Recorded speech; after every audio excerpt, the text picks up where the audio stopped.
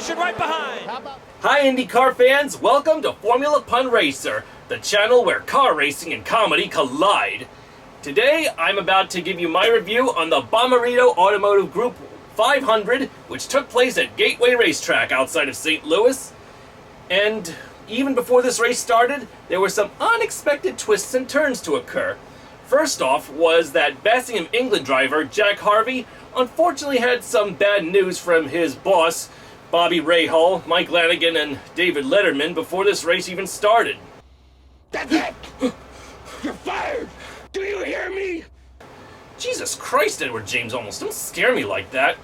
But you heard it from EJ Olmos, folks. Jack Harvey has been booted from Rahal, Letterman, Lanigan Racing because of his underperformance for the entire year and hasn't been doing well, especially compared to Christian Lundgaard winning in Toronto.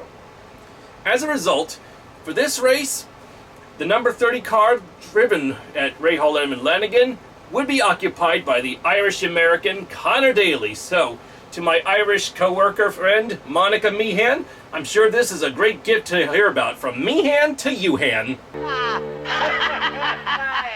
Another interesting twist that occurred before the race began was that Will Power, in practice, lost control of his car, got up in the marbles and hit the wall, and Marcus Ericsson, with no place to go, ended up T-boning Will Power. Both drivers were okay, but with Ericsson not having a spare car of his own and no time to fix his car for the race, they brought out Alex Palou's spare car, so the paint job for Marcus Ericsson at this race was quite a little irregular. On top of that, the drama between Mclaren and Ganassi over Alex Palou's future Indycar is almost settled, but it's still a messy conclusion. In other words, Alex Palou has made a U-turn on going to McLaren IndyCar racing next year and will stay with Chip Ganassi Racing. Oh! So for those of you who was hoping for Alex Palou to stay with Chip Ganassi, I'm really pleased as much as you are. Even though that may mean no F1 in his future, but I say I like him better at Ganassi, and I hope he wins the Indy 500 with the team someday, as he's gotten really close these past few years. And after all, with a winning team like Ganassi, who wouldn't want to work for him if it means a chance at winning? But anyway, let's get on with this race at Gateway and see how it all began. The Bommarito Automotive 500 started with Joseph Newgarden of Team Penske on pole, the only driver to have won every oval race this season thus far, and Colton Herta of Andretti Autosport starting second. Unfortunately, in the first corner of the first lap, the yellow flag came out when the Danish butter cookie of AJ Foyt Racing, Benjamin Peterson, crashed out after being rear-ended by Ed Carpenter. The race restarted on lap 10 with Joseph Newgarden maintaining his lead and Colton Herta still hanging on to second. Lap 54, Takuma Sato had a close scare as he had a close encounter with the wall in turn 2. 2 laps later, however, for Colton Herta, his momentum to hang on to second dropped like a rock and he headed for the pits because his tires did not last. On lap 103, Joseph Newgarden would pit and Colton Herta was lucky enough to take the lead with Dale Coyne race driver David Malukas behind him in second place. 20 laps later, however, the man from the rising sun country, Takuma Sato, well, unfortunately, the sun finally set on him as he crashed out where he almost had his near encounter with the wall earlier on. 3 laps later, on lap 26, Dixon and Newgarden would pit, but Marcus Ericsson, well, he had a messy affair because his left rear was not attached properly, and he was spun out a bit. He was brought back to the pits to have it on, but at least the Swede would continue. Lap 135, the race restarted, and Scott Dixon would take the lead.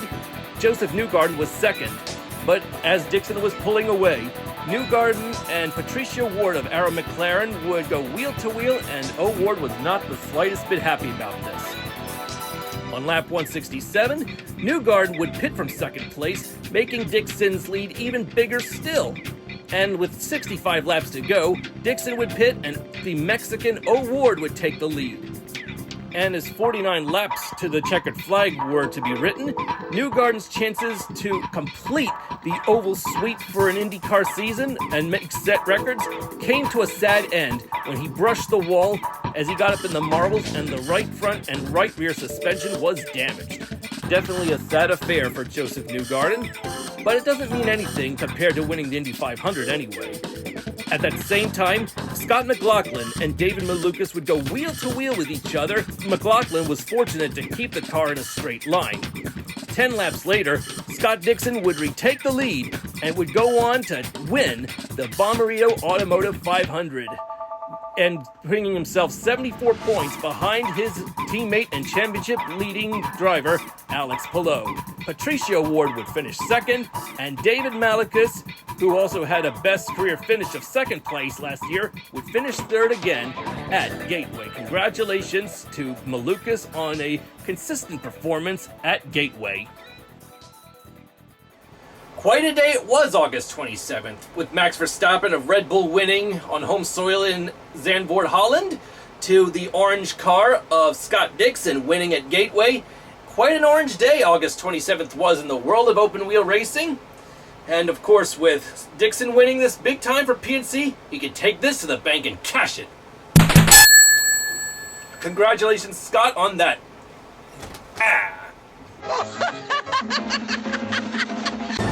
Where'sh Marcush? Marcus Ericsson, despite that pit error, finished 10th.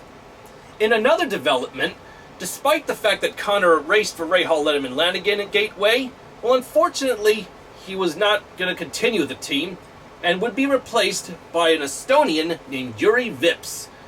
Yes, Rahal, Letterman, Lanigan decided to tackle 2 races with 1 Estonian.